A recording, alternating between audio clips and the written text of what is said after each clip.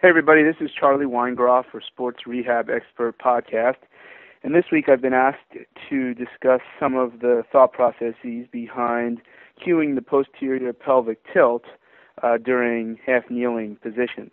So I'd like to take those positions and actually expand the applicability to any position that yields an anti-extension response. So that would include half-kneeling, tall kneeling, the push-up plank, the plank position as well, and also side plank. But we really try to do this in any kind of position where the body, unchecked or unstabilized, would fall into a position of extension.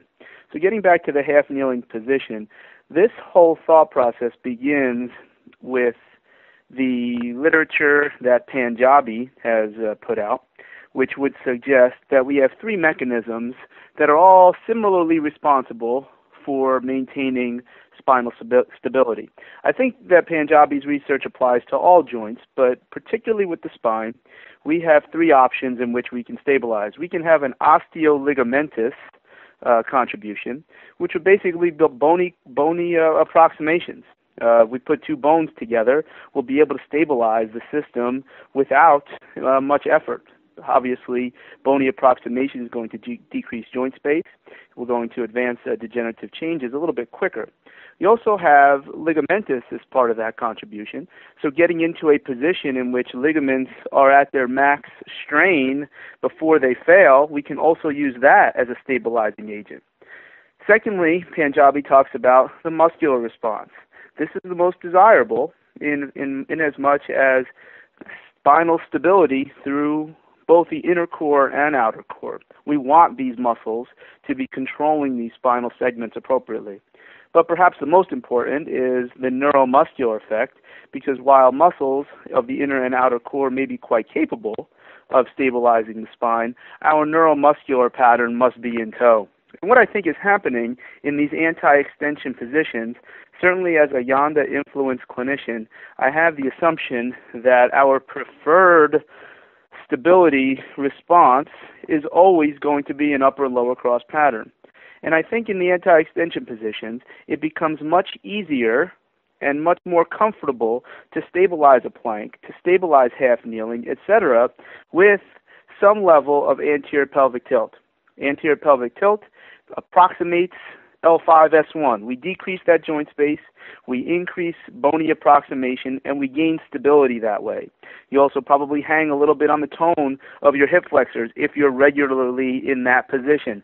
So when you go to your halos and you go to your chops and lifts or whatever it is that you're doing in that half-kneeling position, we are succeeding in stabilization, but I'm not quite sure we're honoring the muscular system or the appropriate neuromuscular system.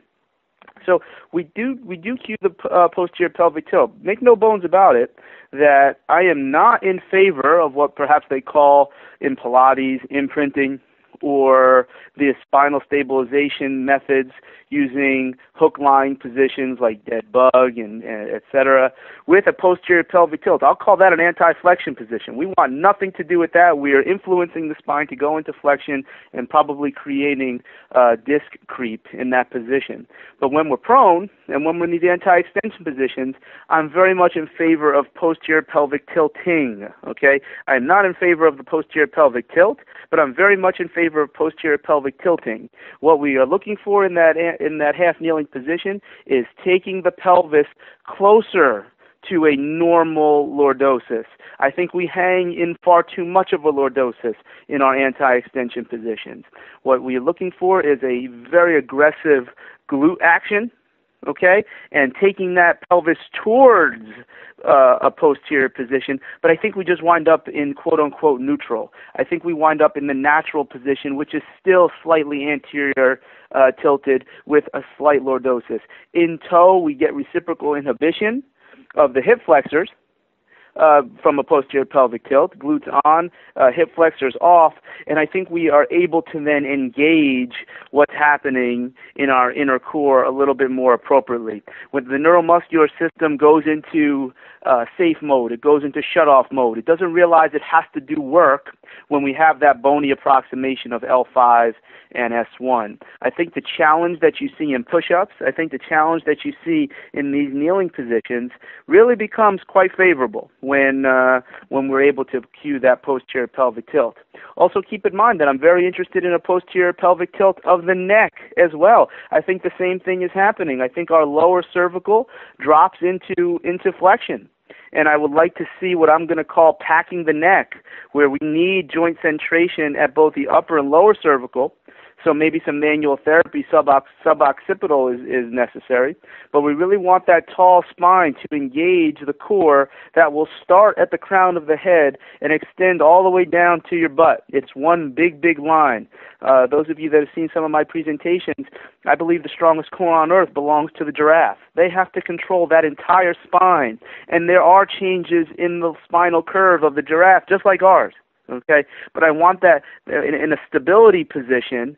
We should look at the spine as long as we possibly can to maintain those curves. I think those natural curves now at the neck is what triggers the deep neck flexors to be appropriately contributing to inner core function.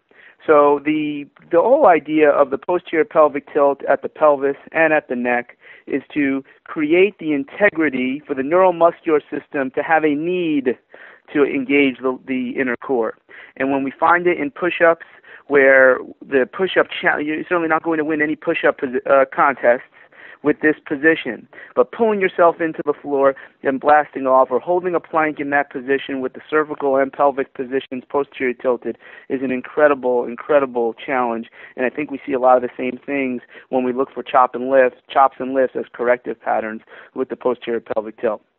So there's why we posteriorly pelvic tilt in the half kneeling position and anti-extension positions.